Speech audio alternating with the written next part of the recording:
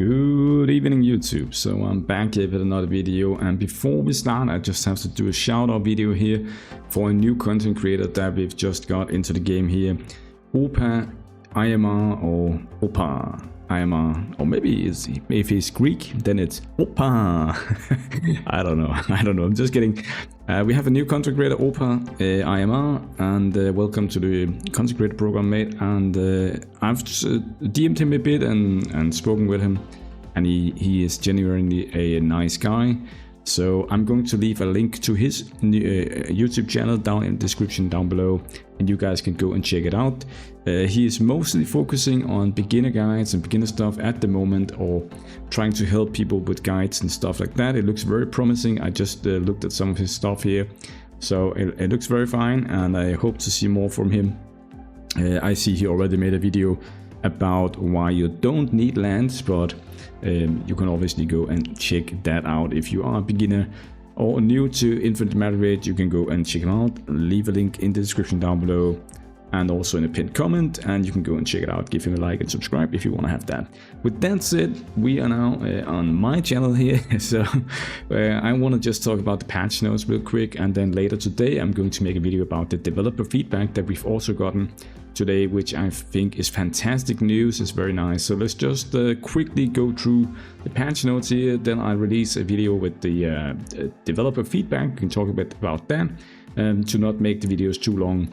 And then we're also going to get some Guild vs Guild PvP video later on, where I'm also going to talk about what I'm doing in fights, what I'm thinking about, stuff like that, trying to commentary a bit on the PvP part.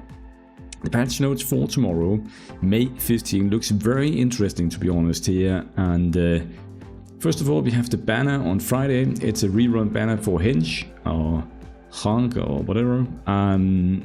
She's okay. If you don't have her, you can get one copy of her, and she'll do her job or her role perfectly fine. She is one of those limited heroes that is acceptable to use and exclusive zero, especially in early game, where you might need some protection for your team, where you are dying in arena or you're dying in dungeons or something like that. Hence she can help you, because her passive thing, where she blocks some damage and does some stuff and ally protection, whatever, it's kind of happening automatically. So she's just very nice. You can just plug and play, put her in, and you will be more protected on your team. So I think she's fantastic at exclusive zero. One copy. I still only have her at exclusive zero here, and I've played like 3 years or something. I just kept her at zero, at exclusive zero, and I must say in the early game and the mid game, I just used her fine in exclusive zero. Even sometimes today I just put her into my 4 or 5 man team in PvP, and she's actually helping a bit there, so it's okay. She's good. Now the rest of the banner, Freud is a very nice hero, especially at exclusive 3. Johnny and Alec, what they have in common is that they are kind of helping you not get debuff on you, so they can block debuffs. And then we have Nasil, obviously very nice for CC, especially also early game, where there aren't a lot of cleanse or Tyrells or pandas running around, so very nice. I think the banner is okay, to be honest. It's not the worst banner. If you get Johnny or you get Alec, you can use them for faction abbeys maybe. You can even use them for War Thrones if you don't have any better options on your 4th or 5th team. You can also use them for 5 like your 5 versus 5 arena team, right? So I think the banner is okay. It's okay, the banner. And also 2 shielding heroes here for the early game when you are progressing. Wim and Olivia here, they will help you clear campaign as the support. So all of these heroes here can help you clean the campaign if you're just starting out on Friday, okay? Now we also have the Mystic Alchemy event going up here with on the Arcane gems, and it is 4 passive gems here. All 4 of these gems that is going to be able to be summoned from the Mystic stones are passive effects, so that is very nice. Well, welcome. You can't really go wrong if you pull any of these 4 here. It is very nice and very fine to use. From left to right, we have the Gale of Nemesis here. It is meant to be used on Erato, but you can use it on others, obviously. Then we have the Guardian of Promise, very nice on Moringing. And then we have the Lazuli of Skyfire. I use mine on Chelsea at the moment, but you can use it on any other burn hero, doesn't have to be Chelsea. And then we have the Godly Spirit Pearl here, very nice for some Wukong or Nikiliv. Obviously, all of these here, you can use them on regular heroes as well. I'm just telling you which limited heroes are best suited for these here, because it seems like some of these here are actually meant to be used on the limited heroes.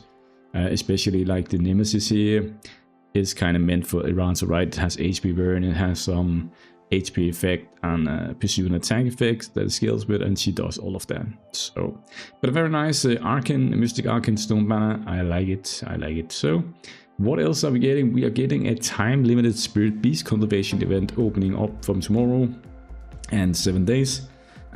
We will get a new pet tomorrow. It doesn't say in the patch notes, but I'm 99% sure that we are getting a new pet tomorrow. Usually there are like 2 or 3 events between every pet, and it's been a long time since we got the Unicorn pet, so I think it's due to a new pet. And they never pronounce it in the patch notes. I just went back and looked at Unicorn and Frostbreaker. They didn't say anything about it either, so it's just how it is with these pets that they are appearing on a Thursday. All of a sudden they are there, and they come with these events here. So tomorrow we will get a new pet. I'm pretty sure of that. Anyways, also we are getting loaded here with events. So we also have the Fortune Astrology event starting very soon on Monday, I think, and that is probably the worst pay to win event you can use. It's okay if you spend a few gems, but you shouldn't use the money on it, because it evens out.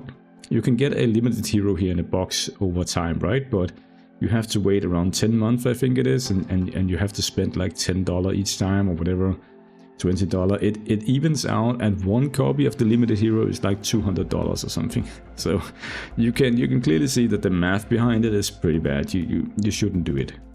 Don't do that. Just use your 5 free pulls that you get, and just leave it at that, and then at some point you'll have gathered the hero for free instead. Because if you're using your gems, you have to use, I think it's 2,000 gems or 4,000 gems or something to get those last 5 thing, and you can do that. You can do that if you want. It's around what, 20 miracle breaches maybe, so it's not too bad. It's not too bad, but obviously yeah, then you are halving the time spent to get that box, but obviously don't use money on it. It's not a good event to use money on, in my opinion, so just do free to play on that event. Now we have the time limited black market also opening up on Monday. Black market is always has some free stuff in the market here, so that is very nice. And if you get the 15 timeless hourglass or whatever they're called, for 1,000 gems, you should buy it, because it's a very valuable resource to have to level up your echo. So very nice black market is back, and you can also sometimes get some cheap like echo boxes and stuff like that if you are pay to win. So very nice with black market. Now they also have something called the Journey for Treasures. I do not remember if we've had this event before or what it is. These names here, I usually don't look at the names for the event, so I have to see the picture, like what kind of event it is. But yeah, we'll have to see what that is. Also going on for like a week, so hopefully with some sign-in bonuses, and we can get some free stuff. That would be nice, right? Then we have some feature adjustments here, and I think some of these are fantastic actually. Now the first one here is an added Planarift to milestone ranking. Not too sure what that is about. And then we have increased the rate of drawing specified hero to basic rate times 20 in hero of specified tag rate up. Now at the moment we have X15, now it goes to X20, which is actually a 33% increase in the rate of getting the hero you actually want on the banner, right? I think this is a welcoming change. I actually posted in our chat or content creator chat, whatever, and I told the developers that I thought this would be a good idea. I said 25 or 30 times, and I also told them that the other like competitor games have done something similar in the near past here, right? So I think this is a very welcoming change. Like to see that they're actually listening to feedback, and like to see that we are going this route here, because times 15 with all of those heroes in the pool is just a little too little.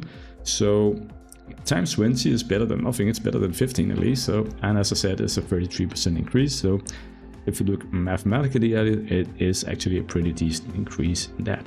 So I think that is better than nothing. Now we have the last part here. Added the following exclusive heroes to the beginner Miracle Wish pool here. Hence, Jack and Ronjing, Sun Wukong, Beatrix, Irato, Moonjing, Giselle, Marie, and Apsara.